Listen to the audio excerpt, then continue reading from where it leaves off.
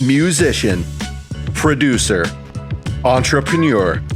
Dr. Dre didn't just dabble in the music industry, he reinvented it. And he didn't let any amount of scrutiny or controversy get in his way. Now worth $800 million, Dr. Dre went on to become a businessman, and a deal with Apple shot up his net worth to almost $1 billion. It's a perfect rags to riches story. He's been both poor and rich, and he chooses rich every time.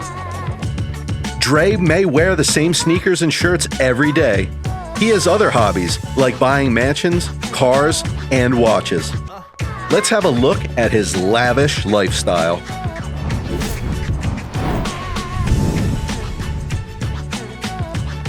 Dre is basically hip-hop royalty. Other than Jay-Z and Puff Diddy, no one is bigger in rap than this guy. Born as Andre Ramel Young, Dre has had a prolific rap career dating back to the 1980s. As a teenager, he discovered a knack for music. His other schoolwork was no longer interesting, and he spent all of his free time writing lyrics and producing tracks. In 1984, Dre received the best Christmas present imaginable, a music mixer. He transformed the small family home into a makeshift recording studio. During this time, Dre also began working as a DJ at Eve After Dark, a nightclub in LA. He rose to fame in the 1980s as a member of gangster rap group NWA alongside fellow rappers Eazy-E and Ice Cube. But in 1991, Dre famously decided to leave NWA after a financial dispute, managing to get out of his contract early. That same year, Dr. Dre co-founded his own record company called Death Row Records with Suge Knight. Now an entrepreneur as well as producer and rapper, Dre was responsible for finding some of hip-hop's biggest players in the 90s, including Tupac Shakur. He also released The Chronic in 1991. It's an album that needs no introduction. It went multi-platinum in under a year, and over a decade after its release, The Chronic is still making Dr. Dre money. It has been re-released 3 times and has singles featured in the best-selling video game Grand Theft Auto: San Andreas. For many, this would have been enough. Dr. Dre was always about doing his own thing, and now he was stacking chips. He started earning really fast money when he started producing. This was a far more lucrative game than rhyming. He showed his street smarts and was pulling in millions for his input. He teamed up with music royalty Jimmy Iovine. Working with Suge Knight wasn't always easy, and the duo disagreed on many business-related issues. The partnership dissolved almost as suddenly as it began. But Dr. Dre didn't throw in the towel. Instead, he went on to found another record label, appropriately named Aftermath Entertainment. The label didn't do well at first. The first few albums flopped.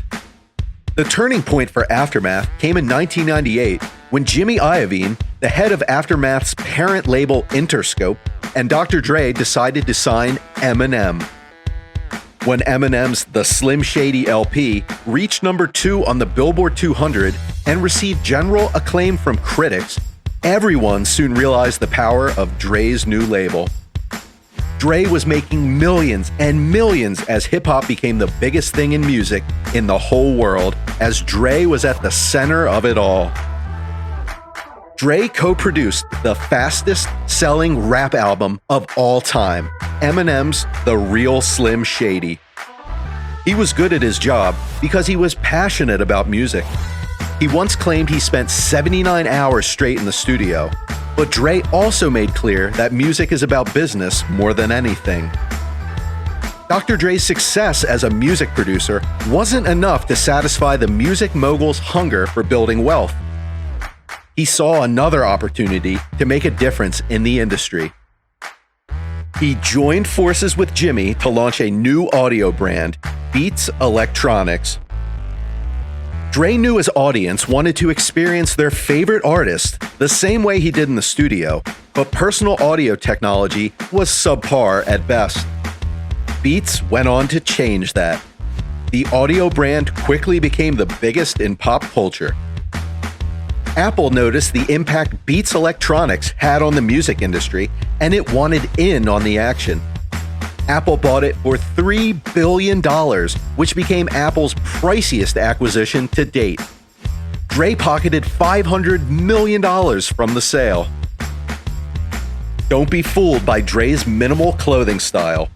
It's a fact that Dre wears a new pair of sneakers every day. So what if they all look the same? Dre doesn't want to look rich, he wants to live rich. And there's a difference. Dr. Dre's biggest purchase was a 14,000 square foot mansion that he bought for $40 million. Brady and Bunchen purchased the property in 2009 and built the 14,000 square foot mansion from scratch. Highlights include a moat, sweeping terraces, and an infinity pool with views of the Pacific Ocean. For Dre, this was a celebratory purchase right before his deal with Apple. The entranceway features stunning marble flooring and a giant chandelier. The marble theme continues through to the kitchen, which is large, spacious, and immaculate. We wonder if he ever really cooks in there. He also spent $12.5 million on a stunning 8,800 square foot mansion in Carbon Beach, Malibu. Carbon Beach is famously known as Billionaire Beach, and Dr. Dre has plenty of neighbors with just as much cash as he has.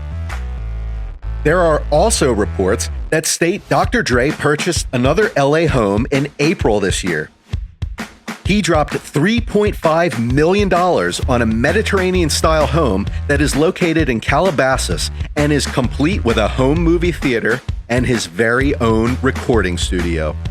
It would be easier to name the luxurious cars that Dr. Dre doesn't have instead of naming those he does. Dre used his money to purchase the best motors in the world. Dre is known to have an affinity for flashy cars. He's been spotted driving a black Rolls-Royce Phantom Coupe valued at an estimated $450,000. Other standouts are a massive $68,000 Hummer H2 and a Chrysler 300 luxury sedan. He's also been seen with a white Bentley Coupe, said to have been a gift from Eminem.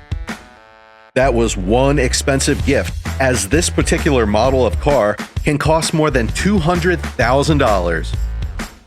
We need more friends like Eminem in life. In 2018, he revealed that he whisked his ex-wife Nicole Young to New York on a helicopter to watch Hamilton for their 22nd wedding anniversary. The former couple's Instagram is filled with luxury breaks. If there are any luxuries absent in the life of Dr. Dre, vacations aren't it. He's taken some incredible vacations over the years and procured a private super yacht in 2014, which is featured in the documentary The Defiant Ones. However, despite his fabulously wealthy lifestyle, Dr. Dre admitted to Rolling Stone in 2015 that he suffers from social anxiety and often prefers to be secluded and out of the limelight.